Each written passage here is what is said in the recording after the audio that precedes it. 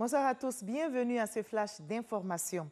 Les pluies diluviennes continuent de s'abattre sur notre pays avec leur lot de désolation. Ces intempéries ont laissé de graves séquelles dans plusieurs quartiers. Le gouvernement solidaire des sinistrés dépêche des équipes sur le terrain. Le ministre du Budget du portefeuille de l'État, Moussa Sanogo, s'est rendu à la direction et domaine de la conservation foncière, de l'enregistrement du timbre. C'est un département de la Direction générale des impôts. Il a échangé avec les agents, nous explique Francis Boifo.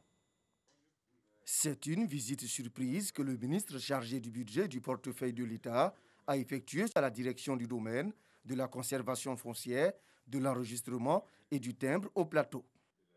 Quand on annonce l'arrivée du ministre, du directeur général, on prend toutes les belles dispositions. J'aurais souhaité savoir comment est-ce que dans la réalité, est-ce que les gens travaillent. Et puis, dans ces temps très pluvieux, voir si quand même l'administration continue de fonctionner. Parce que c'est assez important que nous puissions continuer nos activités pour la bonne marche du pays. Le constat est plutôt positif. Les agents étaient à leur poste, qu'ils s'acquittaient de leurs tâches et surtout qu'il y avait une belle organisation. Moussa Sanogo s'est fait expliquer le fonctionnement des différents services, surtout le mécanisme de conservation des données physiques en numérique, encore appelé la scannerisation des livres fonciers. Dans cette salle sont sauvegardés les droits immobiliers des particuliers et des personnes morales datant de 1907. La sécurité foncière dans une économie moderne est quelque chose de très important. Vous savez, beaucoup de sûretés sont des sûretés réelles, c'est-à-dire les garanties qu'on apporte à une banque pour pouvoir être financé. Et le financement permet de créer des activités et de créer des emplois en bout de chaîne. Alors donc si le travail est bien fait en amont, si les titres de propriété qui sont délivrés sont certains, ça facilite donc le financement et le progrès social. Et donc c'est pour cela que nous souhaitons que nos agents puissent continuer de faire leur travail avec la plus grande rigueur, la plus grande attention. Travailler avec rigueur et professionnalisme tout en respectant les mesures barrières de lutte contre la Covid-19, insiste le ministre chargé du budget du portefeuille de l'État, Moussa Sanogo. Et en cette saison pluvieuse, la prudence, la vigilance doivent être de mise, notamment sur les routes pour éviter les accidents. Notre pays enregistre chaque année, selon des chiffres officiels, plus de 12 000 cas d'accidents mortels. Il faut agir vite pour changer la donne. Le gouvernement a donc décidé de mettre de l'ordre dans le processus d'acquisition du permis de conduire afin de régler la question de la mauvaise formation des conducteurs.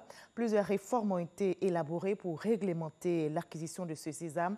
Parmi celles-ci, la relecture du test de 1987 sur les auto-écoles, l'introduction des TIC dans les tests pratiques et surtout la revalorisation et l'uniformisation des cours de conduite. L'actualité en Côte d'Ivoire, c'est aussi la révision de la liste électorale qui prend fin le 30 juin prochain. Avant le terme de l'opération, la plateforme panafricaine des femmes et des jeunes pour la paix, la démocratie et la gouvernance de PFJ fait le point. La plateforme a été mandatée par la CEI pour des actions de sensibilisation et de supervision. L'organisation de la société civile relève à 48 heures du délai l'engouement des électeurs et l'engagement des partis politiques ainsi que des autorités administratives et judiciaires. À l'étranger, au Malawi, l'opposant Lazarus Chakwera, déclaré vainqueur de la présidentielle par la commission électorale, a prêté serment ce dimanche. Est-ce donc la fin d'une longue bataille électorale? Car, souvenez-vous, il y a un an, après un premier scrutin présidentiel, le parti de l'opposant Lazarus Chakwera avait saisi la Cour constitutionnelle. La haute juridiction avait alors invalidé les résultats pour cause d'irrégularité et ordonné la tenue d'un nouveau scrutin, celui de mardi. La victoire de l'opposant malawite est contestée par le parti au pouvoir qui dénonce des fraudes. Le président sortant Peter Mutharika appelle à organiser un nouveau vote. Et c'est jour de vote en France. Ce dimanche, les Français sont aux urnes pour le second tour des municipales. Le taux de participation reste l'un des enjeux principaux de ce scrutin. Une participation en baisse selon les premiers chiffres dévoilés à la mi-journée. On observe une abstention massive des électeurs en raison des risques de contamination au coronavirus.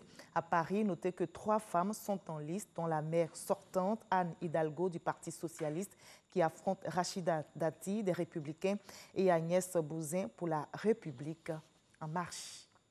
Et c'est ici que l'on s'arrête pour ce Flash Info. Je vous retrouve avec plaisir à 20 h pour la grande édition. À tout à l'heure.